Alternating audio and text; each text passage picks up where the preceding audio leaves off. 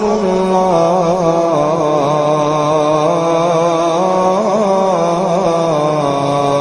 أكبر۔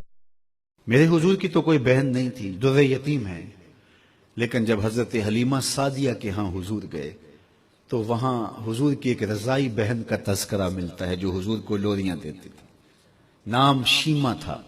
تو شام کے وقت جب خواتین کھانا پکانے میں مصروف ہونے لگتی تو بہنیں ویر اٹھا کر کے باہر لے جاتی۔ ہر بہن کا خیال یہ ہوتا کہ میرے ویر سے سونا زمانے میں کوئی نہیں۔ کہتے ہیں خوبصورتی دیکھنے والے کی آنکھ میں ہوتی ہے، جس کے ویر کا رنگ سونا ہوتا تو وہ کہتی رنگ نہیں تو کچھ بھی نہیں ہے، اور جس کے نقوش تیکھے ہوتے تو وہ کہتی کہ رنگ کا کیا ہے، حسن تو نقوش میں ہوتا ہے۔ جس کی آنکھیں خوبصورت ہوتی وہ کہتی میرے ویر کی جھیل جیسی آنکھیں تو دیکھو۔ اب یہی بنو سعد کے محلے میں ہوتا، بچیاں اپنے ویر اٹھا کے لے آتی، ایک کہتی میرے ویر ورگا کوئی نہیں، دوسری کہتی میرے ویر جیسا نہیں۔ اتنے میں حضرت شیمہ اپنا ویر محمد اٹھا کے لے آتے اور دور سے ہی کہتی نہیں میرا ویر بھی آ گیا، تو سب کے سر جھک جاتے، کہتے نہیں نہیں نہیں شیمہ تیرے ویر کا مقابلہ تو نہیں نا، ہم تو آپس میں بات کر رہی ہیں۔ اور پھر جب کسی بہن کے ویر کو متفقہ طور پہ ساری کہہ دیں کہ تیرا ویر ہی سونا ہے تو پھر اس کا فخر تدیدنی ہو نا، پھر ان کا ذوق آسمان کو چھونے لگتا۔ ابن حشام سیرت کی سب سے پہلی کتاب، اس میں یہ واقعہ لکھا ہے کہ پھر حضرت شیمہ حضور کو اپنی آغوش میں لے کے سمیٹتی اور پھر چومتی اور پھر وہ لوری دیتی، اور وہ لوری کے لفظ بھی لکھے ہیں، ربنا ابق لنا محمدا حتی اراہ یافعا و امردا، اللہ میرے ویر محمد کو سلامت رکھنا۔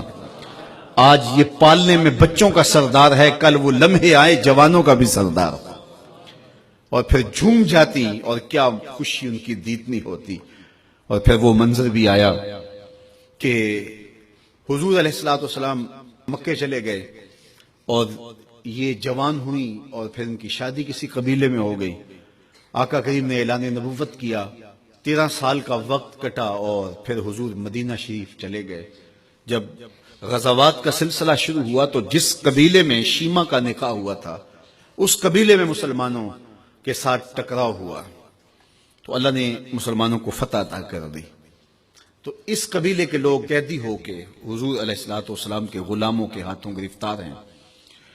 تو یہ اپنے قیدیوں کو چھڑانے کے لیے قبیلے کے سردار ایک ایک گھر سے فدیے کے لیے رقم جمع کر رہے ہیں۔ چلتے چلتے شیمہ کے گھر بھی پہنچے جو کہ ایک عمر کا حصہ گزار چکی تھی، اور جا کے کہا کہ اتنا حصہ آپ کا بھی آتا ہے۔ کہا کس لیے؟ کہا وہ جو لڑائی ہوئی ہے اتنے ہمارے بندے گرفتار ہو گئے ہیں تو ان کو چھڑانا ہے۔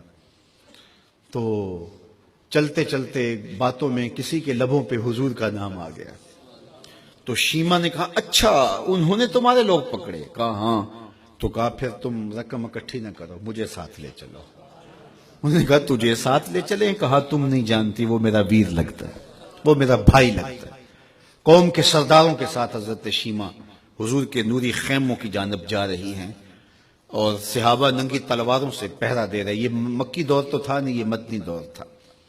اور شیمہ قوم کے سرداروں کے لے کے جب آگے بڑھنے لگی نا تو صحابہ نے تلواریں سون دی، رک جا اے دیہاتی عورت، جانتے نہیں آگے کوچہ رسول ہے، آگے بغیر اذن کے جبریل بھی نہیں جا سکتے، تم کون ہو؟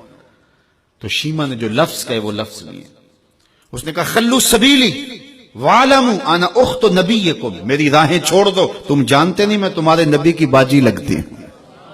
تلواریں جھک گئیں، آنکھوں پر پلکوں کی چلمنے آ گئے، راستہ چھوڑ دیا۔ حضور کے خیمہ نوری میں داخل ہوئی تو حضور نے دیکھا، پہچان لیا، اٹھ کے کھڑے ہو گئے۔